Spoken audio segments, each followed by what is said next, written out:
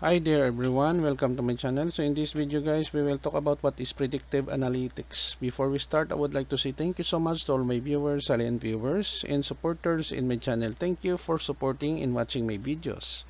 If you are new with my channel and then you like this video, please hit the like button. Don't forget to share and please support my channel guys if you are new by clicking the subscribe button. So let's begin.